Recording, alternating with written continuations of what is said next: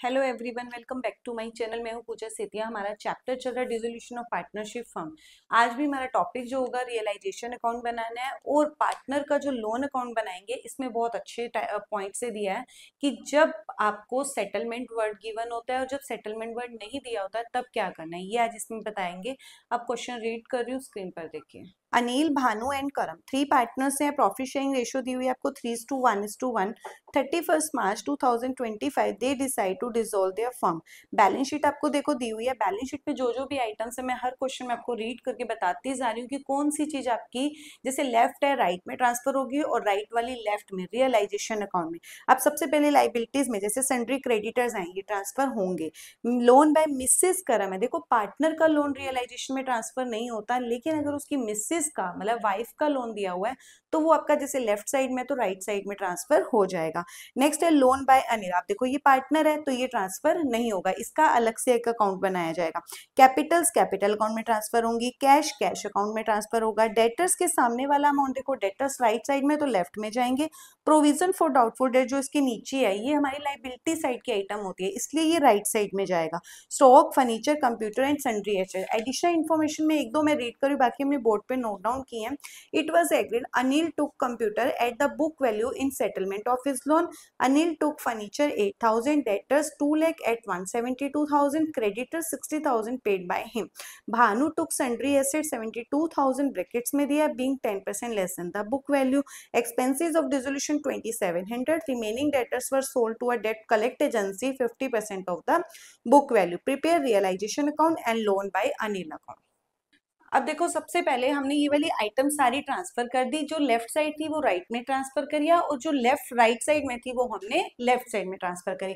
मैंने इसके अमाउंट्स नहीं लिखे हैं, पहले हम इसके अमाउंट लिख लेते हैं। मैंने भूल गई थी, इसमें लिख लेते हैं इसके अमाउंट्स। पहले लिख लेते हैं अमाउंट्स। सबसे पहले देखो डेटर्स का जो अमाउंट, क्रेडिटर्स है जैसे 60,000, मैं लिखना भूल गई। प्रोविजन है आपका 12,000 and next loan by Mrs करम है 15,000। पहले आप यहाँ पे देखो ये ट्रांसफर करा, इसमें ऐसे छोटा सा ऐसे डबल लाइन दे दोगे। अब यहाँ पे भी ऐसे ट्रांसफर कर दिया क्योंकि हम हर आइटम की हर एडिशनल इंफॉर्मेशन में हम टिक लगाते हैं।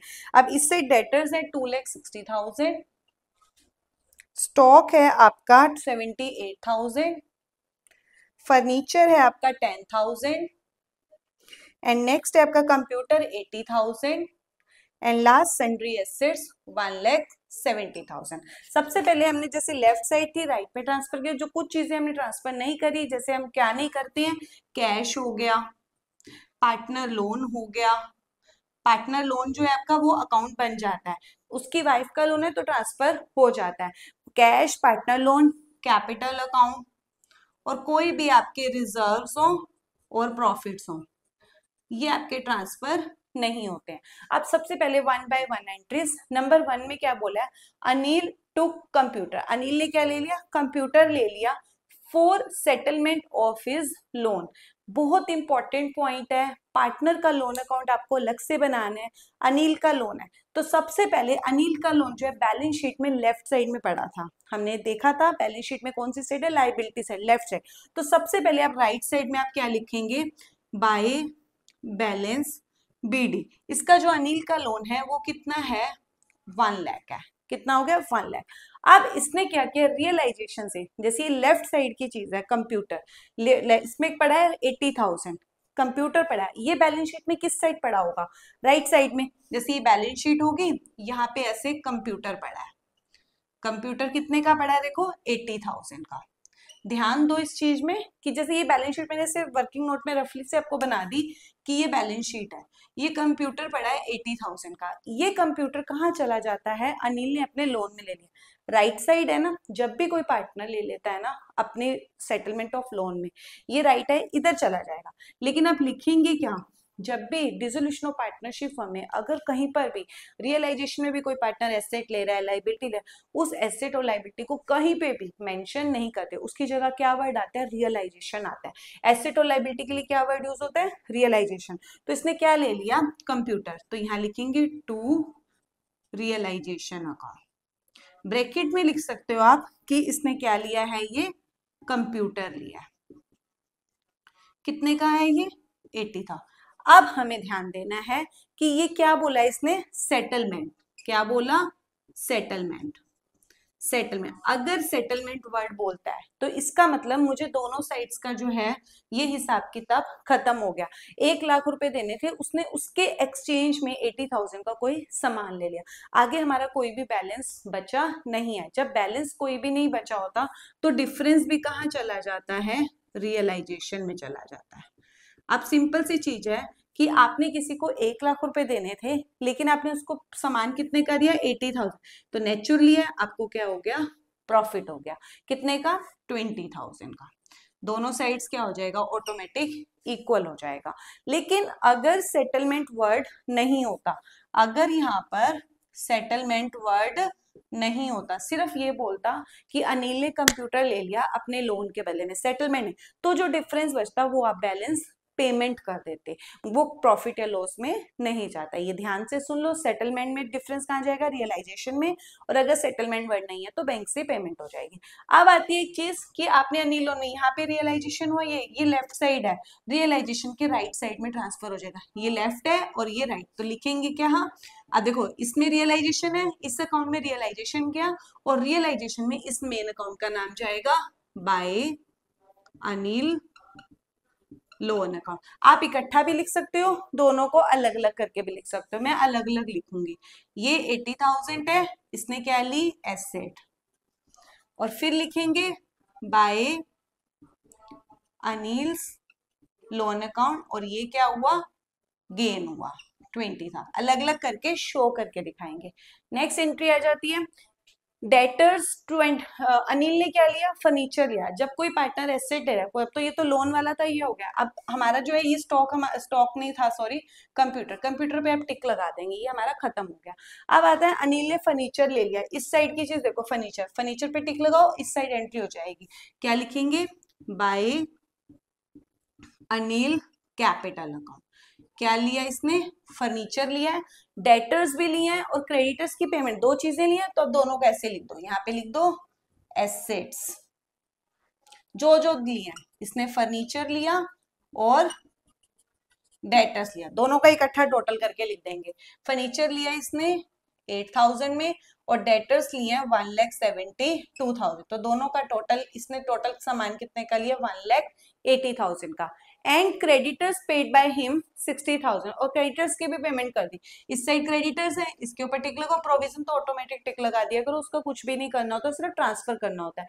क्रेडिटर्स की भी पेमेंट कर दी, तो इस साइड 60,000 लिखो, ये भी किसने करी है, अनिल ने, तो पार्टनर का नाम आएगा टू अनिल कैपिटल अकाउंट, यहाँ लिखेंगे क्रेडिटर्स, ये भी हो गया।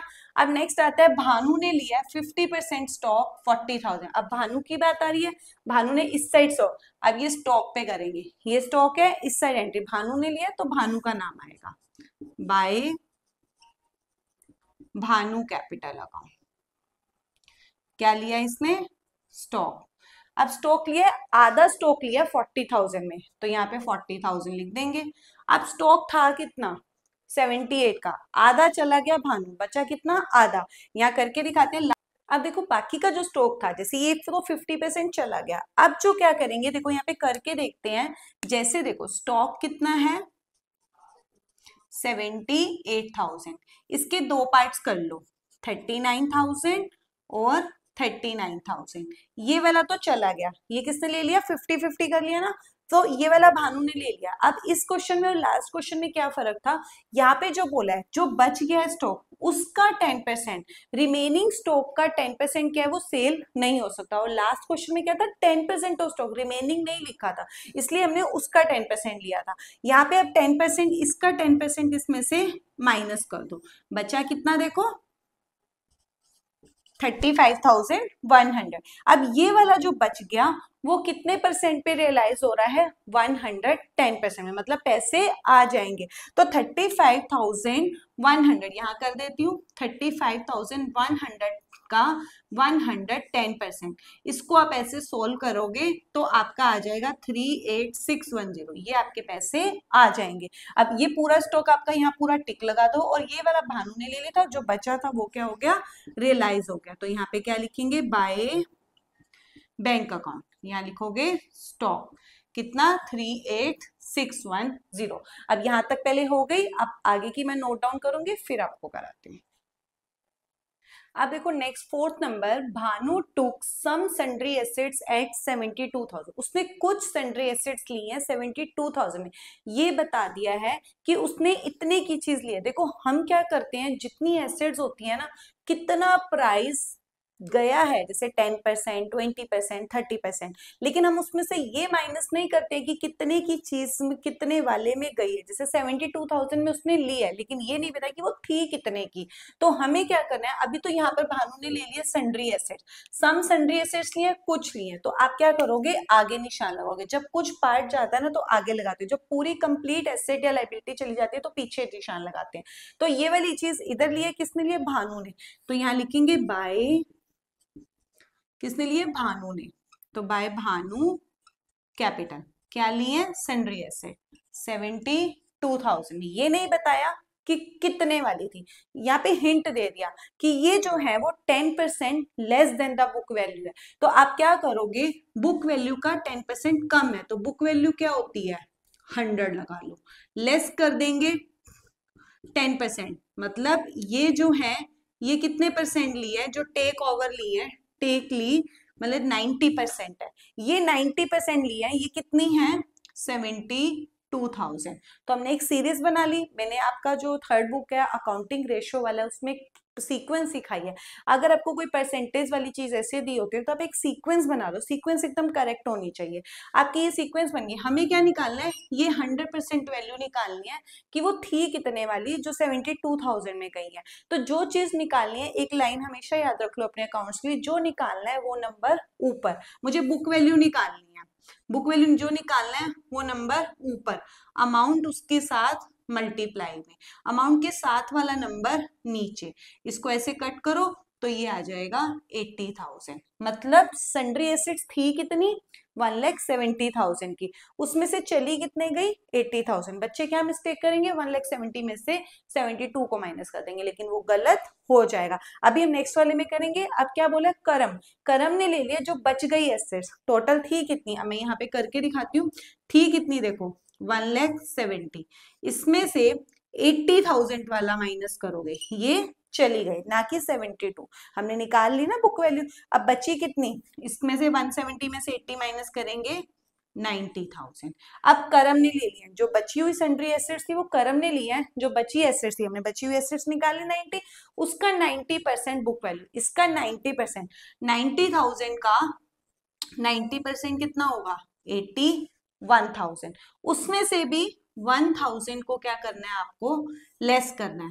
तो इसका मतलब उसने कितने में लिया है, 80,000 में।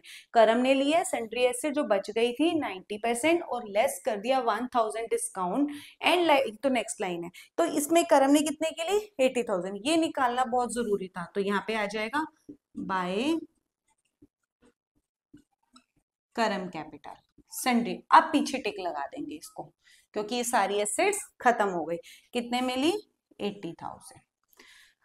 नेक्स्ट क्या है कि लाइबिलिटी ऑफ लोन मिसेस करम पेड बाय टुगेदर इंटरेस्ट 300, ये भी उसने ही पे किया। इस साइड चेक करो, मिसेस करम का लोन पड़ा है, इसके ऊपर टिक लगाओ, कितना है 15,000, ये भी करम ने पे किया, तो यहाँ पे आ जाएगा टू करम कैपिटल अकाउंट, यहाँ पे कर देंगे मिसेस करम लोन। कितना, 15,000 का लोन था और 300 का इंटरेस्ट था, तो टोटल कितना पे हुआ, 15,300। लास्ट में कह रहा है रियलाइजेशन एक्सपेंसेस 27, कुछ नहीं बोला तो ऑटोमेटिक आप क्या कर देंगे, हम पे कर देंगे यहाँ पे to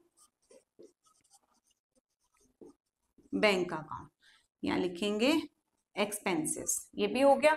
remaining debtors sold to collect agency 50% book value. Remaining debtors पहले हमें चेक करना है, देखो डेटर्स थे कितने 262, हमने जब से फर्स्ट एंट्रीज थी इसमें से ना 2 लाख वाले 2 लाख वाले क्या हो गए थे, वो चले गए थे। किसने लिया था, देखो डेटर्स यहाँ पे किसी पार्टनर ने लिए थे, ये डेटर्स 172। देखो जितने में चीज कोई लेता है ना उसको माइनस नहीं करते, जितने की वो चीज की एक्चुअल वैल्यू होती है वो माइनस करते हैं। डेटर्स हैं कितने 260, 2 लाख वाले इतने में चले गए थे, तो 2 लाख चले गए, बचे कितने 62,000 के। यहाँ करके दिखा देती हूँ, रब कर लेंगे डेटर्स बचे कितने थे, कितने 2,62,000, इसमें से 2 लाख वाले चले गए, बचा कितना 62,000। इसको आपने क्या किया, कलेक्ट एजेंसी को 50% पे दे दिया, तो उसका मतलब 50% में वो क्या हो गए, बाकी 31,000 क्या हो गए, रियलाइज हो गए। कलेक्ट एजेंसी अपनी कमीशन ले लेती है, तो 31,000 का यहाँ पे क्या आ जाएगा, बाय बैंक अकाउंट, और यहाँ लिखेंगे डेटर्स। अब यहाँ पे भी पूरा क्या कर दोगे, टिक लगा दोगे। अब लास्ट में हमने सारी एडिशनल इन्फॉर्मेशन कर ली, लास्ट में आप चेक करेंगे कि दोनों साइड्स में जहाँ पे अपने डबल अंडरलाइन लगाई थी उससे पहले कोई एसेट या लाइबिलिटी तो नहीं बची है। यहाँ पे चेक किया, सब हो गया, इस साइड भी चेक किया, सब कंप्लीट हुआ। दोनों साइड्स का टोटल आपको बस इक्वल करना है। मैंने इक्वल करके देखा था, इस साइड्स का टोटल करो और इस साइड्स का टोटल करो, आपका जो आ रहा है 49390 आ रहा है, और इधर भी क्या कर दो 49390। यहाँ पे दोनों पार्ट ये जो है लॉस होगा वो किस में दे देंगे, कैपिटल अकाउंट में। तीनों पार्टनर्स के नाम है, तीनों कौन थे, अनिल था, भानु था और करम था। तो अनिल, करम, अब नाम शायद मैंने आगे पीछे लिख दिए हूँ, आई डोंट नो, आप चेक कर लेना। इन तीनों पार्टनर्स को इनकी रेशो में दे दोगे। 49390 में से ये सब माइनस किया हमने, जो भी आपका टोटल आएगा इसको आप क्या करोगे, इनकी रेशो में आप डिवाइड कर दोगे। रेशो में हमने इसका टोटल करा था, ये जो आपका आ रहा है 49390 तो इसका लॉस आ रहा है, 49390 क्या आ रहा है, इसका लॉस आ रहा है। टोटल जो है आपका वो ज्यादा आ रहा है, इसका मैंने टोटल अभी चेक किया है, आपका जो टोटल आ रहा है वो 6,78,000 का आ रहा है। टोटल आप खुद कर लेना, इसको आप इनकी रेशो में डिवाइड कर दो, जो आपकी 3:1 आपकी रेशो दी हुई थी उसकी रेशो में डिवाइड करके आपका आंसर निकल आएगा। टोटल हमारा ये आ रहा था। आपको इस क्वेश्चन में, बहुत इंपॉर्टेंट क्वेश्चन है, अगर इस क्वेश्चन में आपको कोई भी पॉइंट क्लियर नहीं हुआ तो कमेंट सेक्शन में छोड़ देना, उसका रिप्लाई आपको मिल जाएगा। एज इट इज क्वेश्चन बहुत बार ये बोर्ड के एग्जाम में आया है, तो आपको इसका समझना, हर पॉइंट को क्लियर होना बहुत जरूरी है इसका।